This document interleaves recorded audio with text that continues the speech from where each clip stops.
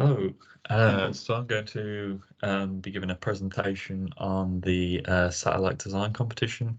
So this is the presentation that was given as a part of the launch event. So yeah, just going to go through a few things here that'll hopefully be of interest.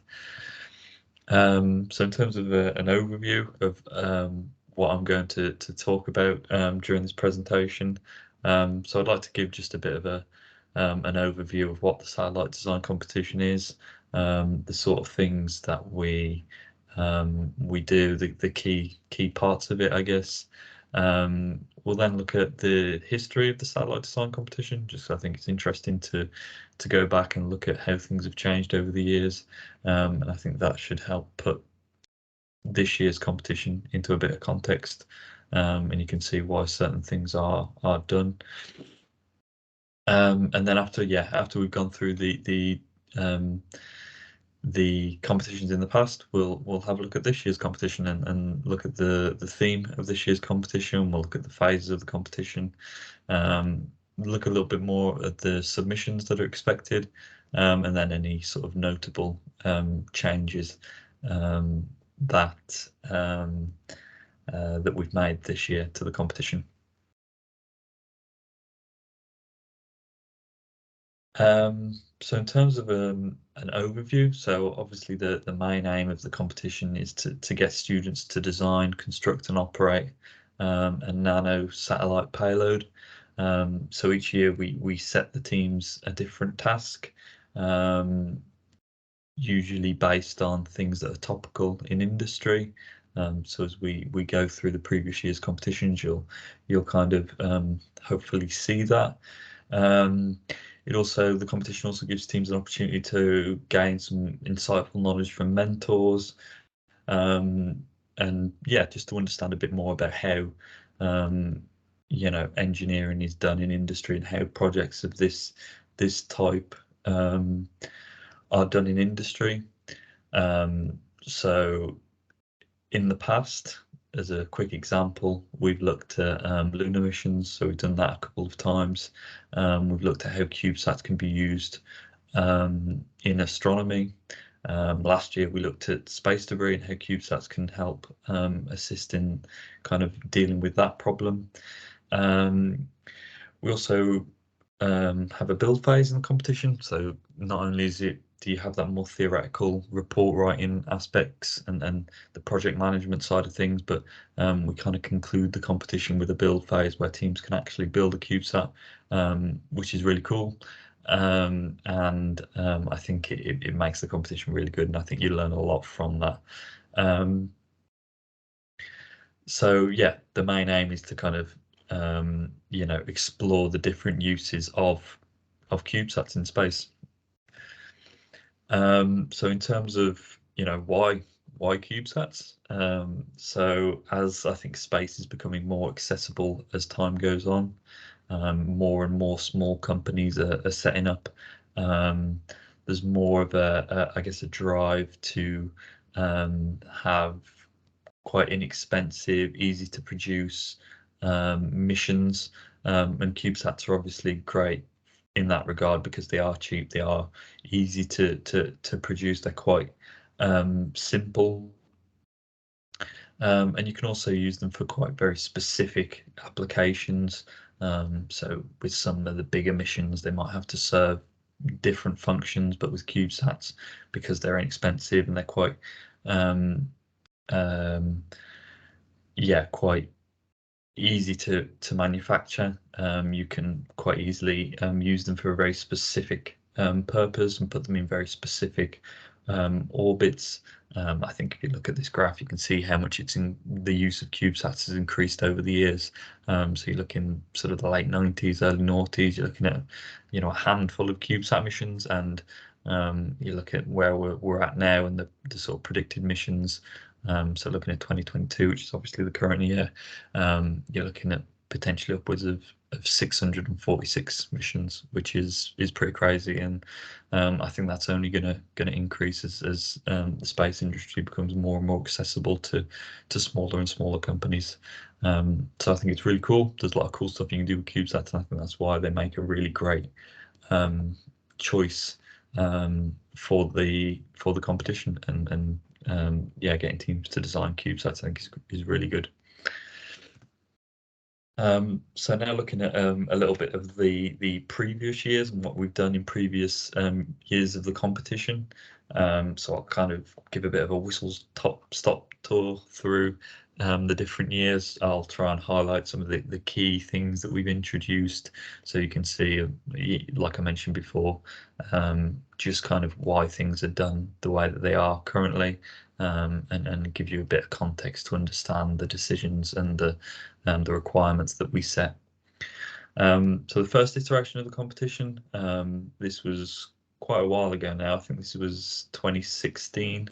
So this was something that was organised quite heavily with SSPI, and it was, I think, quite basic in terms of what it asked to do. It didn't have any particularly, I would say, innovative necessarily mission requirements or themes. It was just, yeah, asking teams to see how CubeSats could be used as communication satellites in low Earth orbit. Yeah, the competition was quite small in scope then. UKSEDS has come a long way since then, so there's not a whole lot of information available on this first year, which is a bit of a shame, because it would have been really cool to learn a little bit more about what these first year reports look like, and the sort of work that teams did. But yeah, the competitions in general as part of UKSEDS were a lot smaller in scope then, so unfortunately we don't have kind of as much information about the sort of things that was going on then. It was before I joined, so I can't really attest to what was involved with it. I think if we go on and look at the second year, I think this is where things become a little more interesting.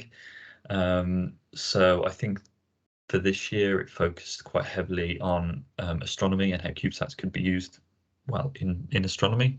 So these were utilising 6U CubeSats. So this was before we introduced the build phase. So there was less kind of limitations or less constraints based on size for the CubeSats, because it was all theoretical. So we had these slightly larger CubeSat envelopes for the teams to use. And it really kind of explored how large telescopes, such as obviously Hubble and the James Webb Space Telescope now, because they're so sort of advanced and sophisticated and quite large operations, they're often used over the course of their lifetimes for a lot of different science objectives. They're pointing to a lot of different targets. Everybody kind of wants to spend some time with the telescope and make use of it. And what that means is that you don't really get to spend a whole lot of time looking at one target.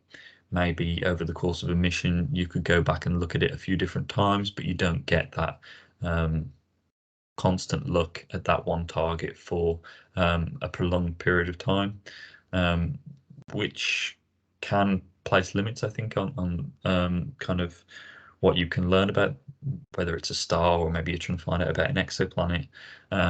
You know, I think it limits things in that regard. CubeSats, however, because they're, as we've mentioned, quite cheap, they're quite easy to produce. You can put up a load of CubeSats in different orbits, so you can put a CubeSat up there and you can have it focus on a single target for its entire lifetime, and you don't have to worry about pointing it in different directions. So because of that, you get a lot more, I guess, kind of continuous information and observations about a specific target. So I think that's a really cool and novel kind of application for CubeSats. Not something I really thought about before, kind of looking at the previous years. So I thought that was really cool. And I think looking at the reports for this year, they were quite heavily kind of explored a lot of the science and sort of detection techniques that are kind of used in telescopes. So a lot of really interesting designs done that year. I think as a sort of example. So this is hopefully will give a bit of an idea of the sort of outputs that you can come up with in the competition. This will probably be more towards the later stages, sort of looking towards the CDR and maybe the TRR when you're really quite fleshed out with your design, where you can start actually developing sort of CAD models. But this is a model that one of the teams developed that year for the camera, the detector that they were going to use. So I just don't think this is kind of really cool to see, kind of the sort of things you can come up with. You can see the different components at the back of there. You've got kind of the image processing board there. You've obviously got the lens at the front, and then kind of they developed the kind of structure for holding everything in place. So I just thought that was a really cool design, and yeah, like I say, hopefully gives a bit of inspiration for what sort of outputs can come from the competition towards the sort of second half. I think if we look at the third year now, so quite big year, because this is where we actually introduced the build phase. So where teams were actually, building a prototype for their CubeSat, and it also introduced a mystery room. So this would be where we would test the team's CubeSats in a series of challenges that would sort of mimic a real mission based on whatever the theme is for that year. So obviously in this third year, it looked at how CubeSats could be used to detect information about key sort of lunar landmarks. So we had quite a lot of work on sort of mission analysis and sort of orbital mechanics in this year. Although we did specify the exact orbit the teams would use, we did ask them to kind of figure out about how they might get into that specific orbit around the moon. And then yeah, it was just kind of about how CubeSats could detect things about quite specific lunar landmarks, so such as where the Apollo missions landed, just to I guess for the sake of interest, because I think that's really cool. The moon's such a quite topical at the moment, obviously with Artemis, but even with Artemis, there are CubeSats being sent to the moon. So I think this is obviously something that's really cool and really quite topical now as well. So I think that's a cool little project. Again, I think if we look at the sort of outputs that teams had, or one of the teams had come up with that year. So this is an actual model of their entire CubeSat, so a little different from the previous kind of model I showed, which was a bit more just focused on the detector.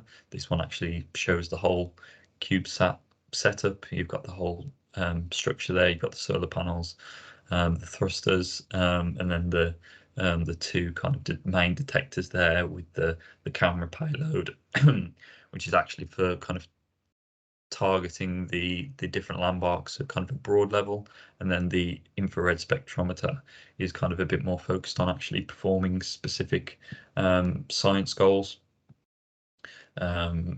So yeah, just using spectroscopy to detect the kind of different materials on the lunar surface. So yeah, you can see that the different instruments they've chosen here. So these instruments were kind of backed up with quite rigorous trade-offs between different sort of off-the-shelf components that could be used. which is obviously really good to see and gives you an idea of how these sort of decisions should be made when you're you're not making choices kind of arbitrarily, but you're fully justifying why you've chosen a specific instrument. So, for instance, the infrared spectrometer, they detailed why that was chosen. So I think that's a really good thing to consider. And again, I think it's just really cool. Yeah, it's really cool to see these sort of models and yeah, I think it's great to see that the sort of designs come to life when you get to the later stages of the competition. So yeah, I just thought that was really cool and is worth highlighting. So if we look now at the fourth year, so this is where we introduce the test readiness review stage. So this was mainly done to help prepare between the kind of theoretical stage of the competition where you're simply doing reports, kind of bridging that gap from that to the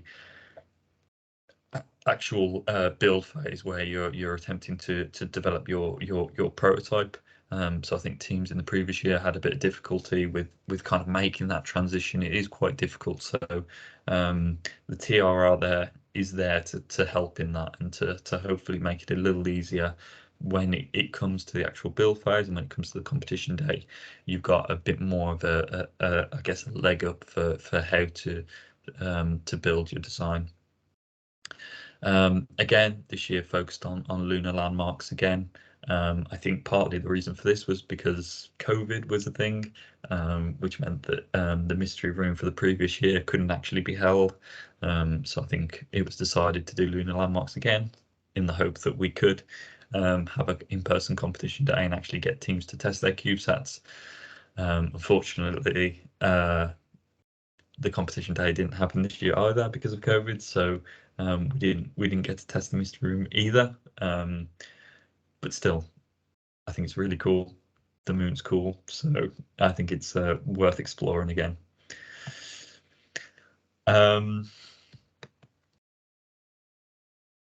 So I think now we can kind of see a bit of another kind of model that was developed for this year. So this one's quite a detailed one, and quite a lot of effort and went into developing this. So you saw with some of the previous models, they were maybe a bit more specialized, focusing on one area, or perhaps didn't go into the same level of detail. But you can see here, you've got things like the primary and backup solar arrays. You've then got the rails on the side, which are used to actually slot in the different segments of the CubeSat. There's then the actual separators that they've used to separate the different subsystems as well. And then you can just see like the different components they've got in there.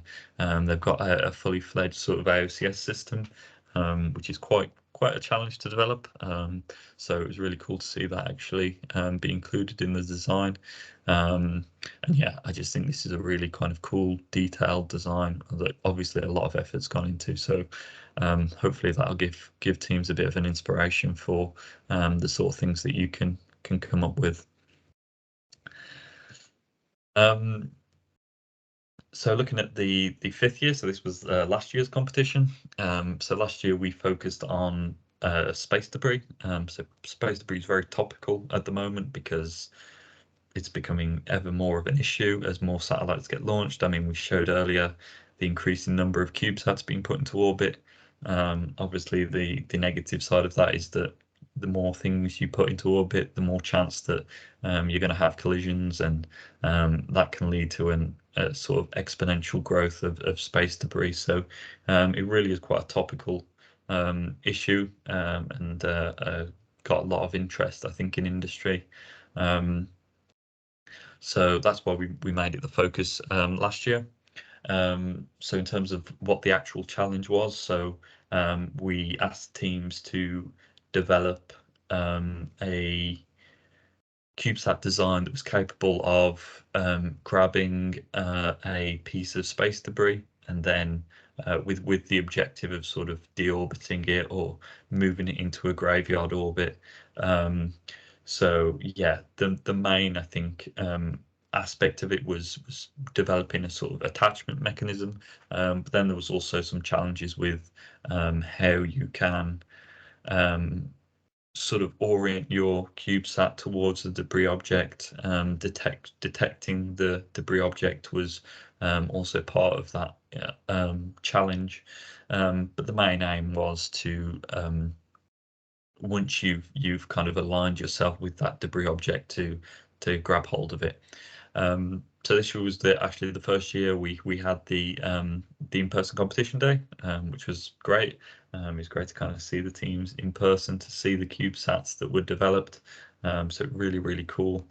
I think we can have a look at a couple of images here. So we had the teams present on the day, give kind of a detailed presentation on their design work. So this was Strathclyde's presentation here.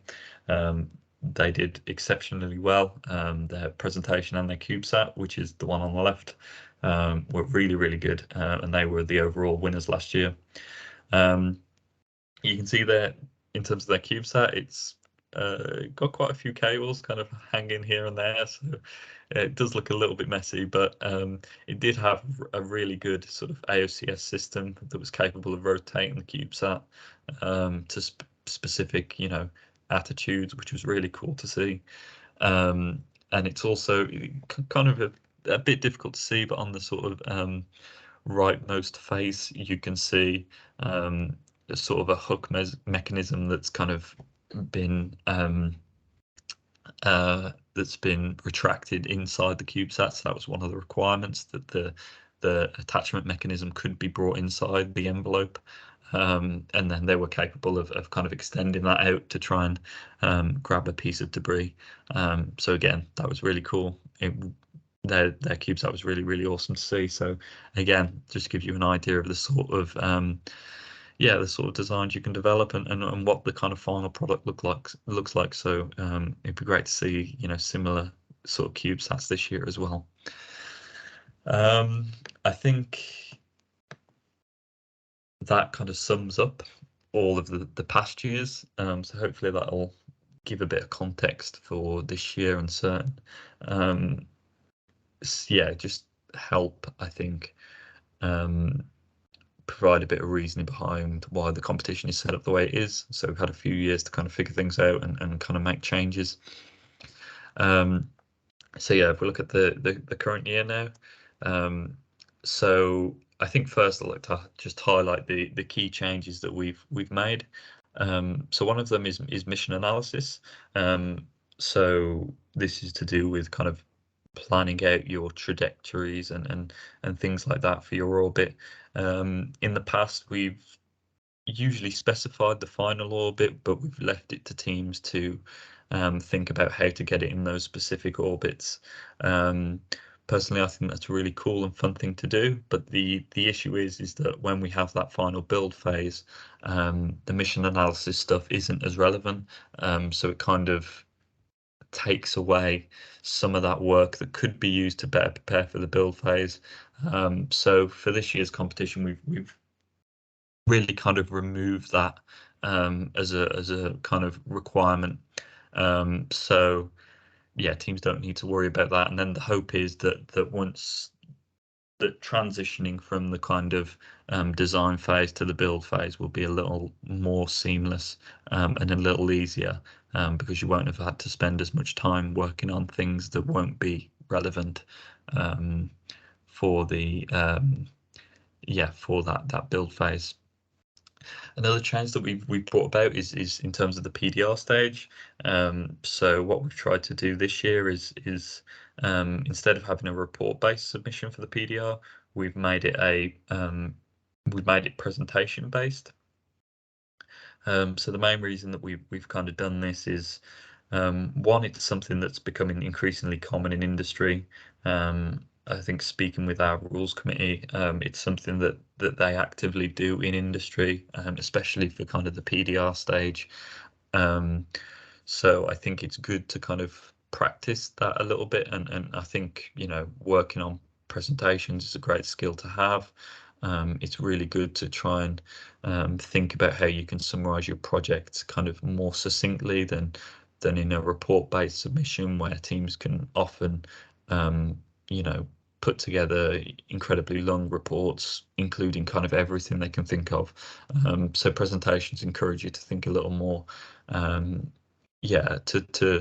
kind of be a bit more, I guess, succinct with how you define things. And then we'll also have a sort of short appendix to go along with that PDR submission, just to help, provide some extra context that you feel should be included.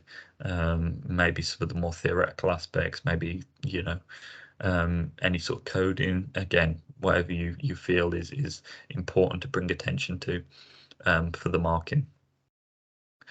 We're also planning to do sort of monthly meetings, so these will be opportunities to kind of speak with the teams, give them opportunities to ask questions, and also for us to better keep track of your progress throughout the year, to kind of encourage engagement, so that there's more of an open, I guess, dialogue between sort of us at UKSEDS and the team, so it's a bit easier for us to understand and help with issues as they occur. Another function of these meetings would be to kind of explore how teams can prepare for the build phase, so what sort of maybe background sort of electronics work they might want to work on in these early stages to help prepare for when they actually build the CubeSat. So that's one of the reasons we've made the PDR stage a presentation submission, is so that it gives teams hopefully a bit more time to think about, what sort of additional kind of practice, or whether it's maybe software based, coding maybe, or working with electronics. So that sort of work that's going to be beneficial in the later stages of the competition. We've also got FISTRL training, so this is, I think, something that should have already been mentioned before, but just to highlight it, it's an opportunity, I think, for maybe 1 or 2 people per team, just kind of based on the number of open slots we have for that. But it's training in project management, so how to manage the project. There's a few different aspects that it will cover, but it will in general give really good experience in how to manage a project of this scope, I guess, and how to make sure it keeps on track, and which is, I think, really important, because I think in the past we've seen teams maybe get kind of a little bit lost or sidetracked, and by having that project management training, hopefully it'll help keep things focused. So in terms of the theme for this year, so if you look at, I think, space debris, there's kind of I think 3 main aspects to it. One is obviously removal. That was what the focus of last year's competition was. So how you can remove space debris from orbit, maybe move it into graveyard orbits. The second aspect is sort of detection, how you can better understand the amount of space debris, the better track its things like its velocities, and these sort of dangers that need to be better understood so that the problem can be dealt with better. And then the last one is sort of prevention, so how you can help prevent space debris becoming an issue. So that's things like having kind of established end of life procedures to follow, so that your satellite is put into a graveyard orbit and isn't just left to kind of take up space. So last year's competition obviously focused on removal, and this year's competition is going to focus on detection. So I think in terms of how we're going to do it this year, is we're going to look at how CubeSats can be used to better understand the nature of small debris objects, sort of less than 10 centimeters in size. It's difficult for ground stations to kind of quantify the amount of the amount of debris in this size, just because they're too small to properly detect. So by putting CubeSats up there in situ, they can do actual scientific work to detect the frequency of these debris objects, learn more about their size, their properties, and yeah, just the quantity of these small debris objects up there. I think it's really useful for spacecraft operators to learn more about the nature of these small debris objects, because even though they're small, if they're traveling at many kilometers a second, then they can cause a lot of damage. So learning more about that is really important. So that's what we're going to focus on for this year's competition. In terms of the submissions for this year, so I've already spoke about the changes that we're making to the PDR stage. So that's obviously going to be submission based. After that, we'll move into the CDR phase.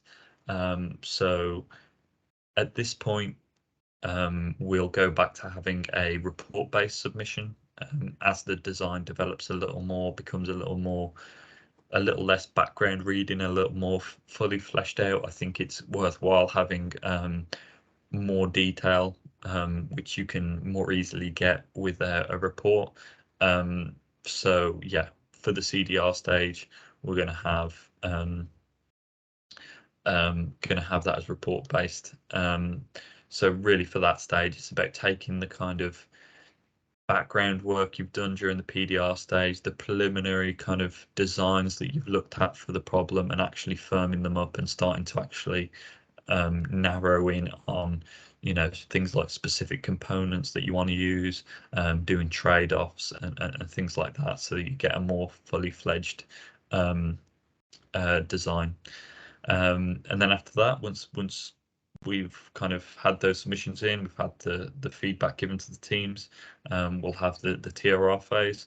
So this is an opportunity to actually review the feedback that you get from the CDR stage, kind of incorporate that into your designs, kind of reiterate the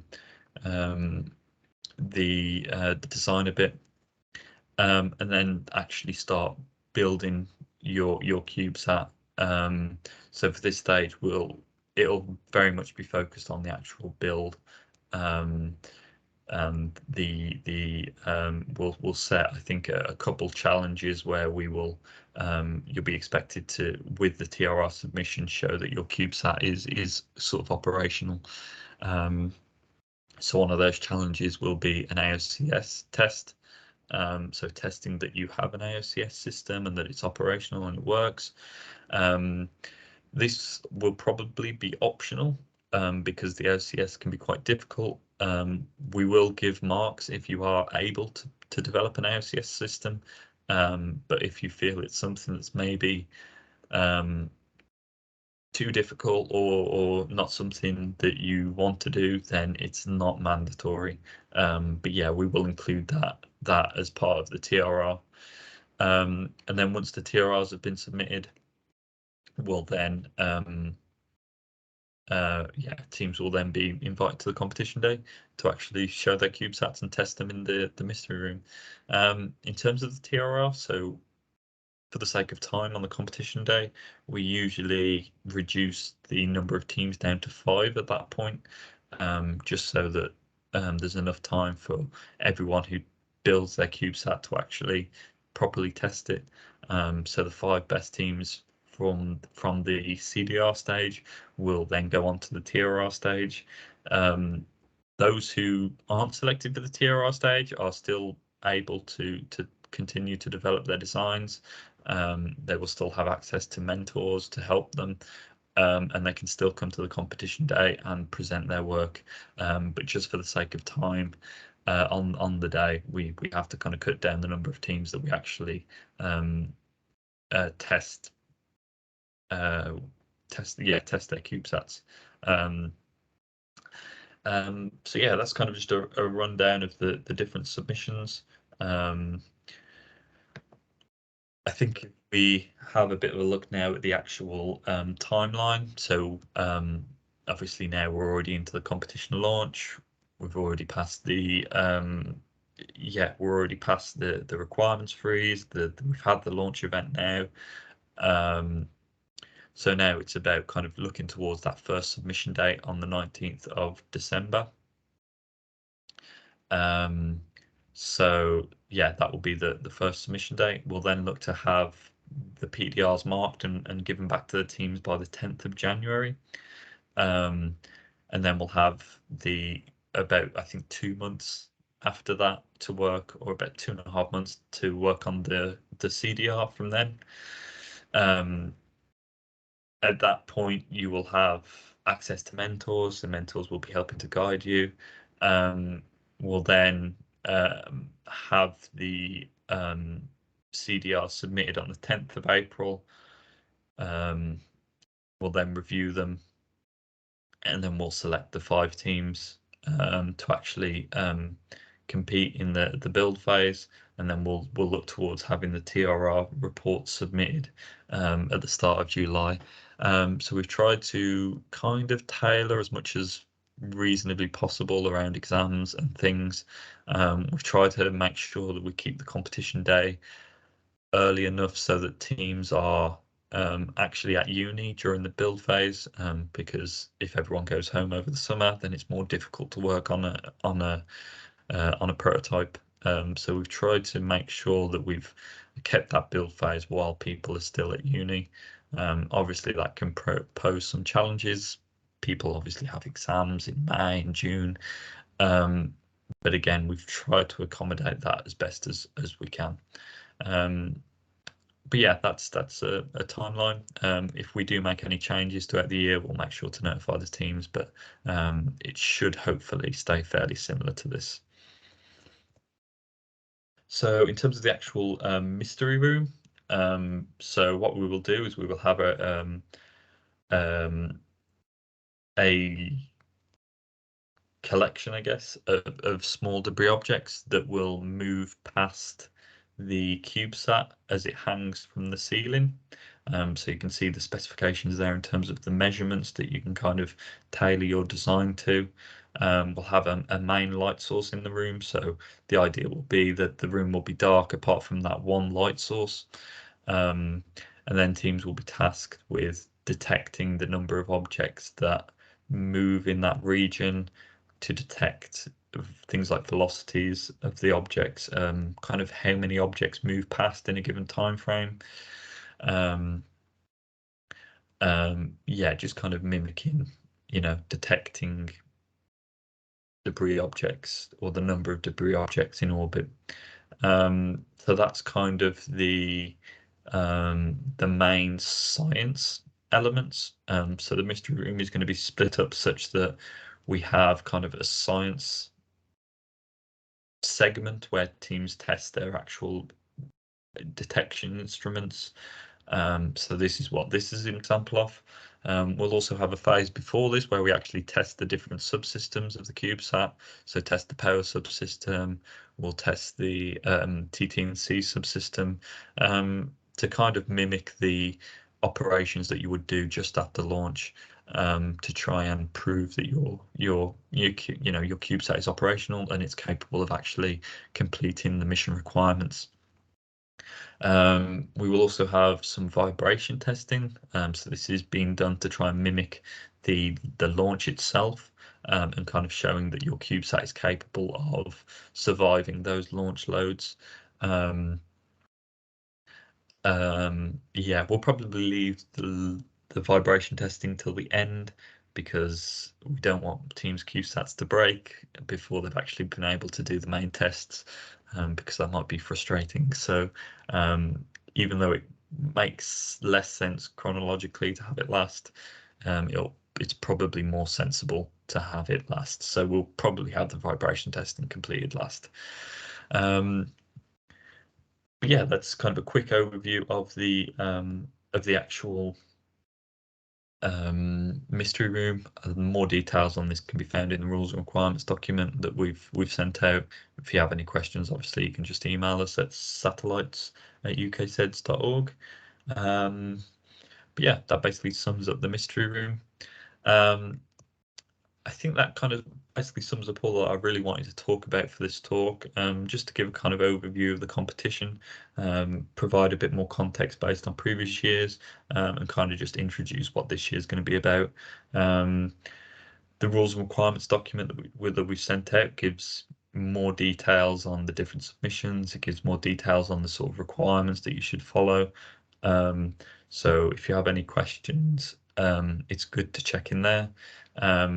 You can always, like I say, reach out to us at satellites@ukseds.org, and we'd be happy to answer any questions.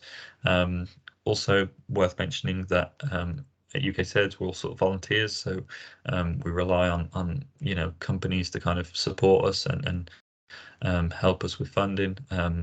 Airbus have been particularly good in that regard, both with the actual funding and also with providing us kind of advice and support, helping us with events and things like that. SSPI have been our partner throughout the entire time we've done SDC. They're really helpful in helping us find mentors, connecting with industry professionals that can help the teams. And then Nanoavionics and Oxford Space Systems, so they help in a more just providing us with funding that we can use to hold events, to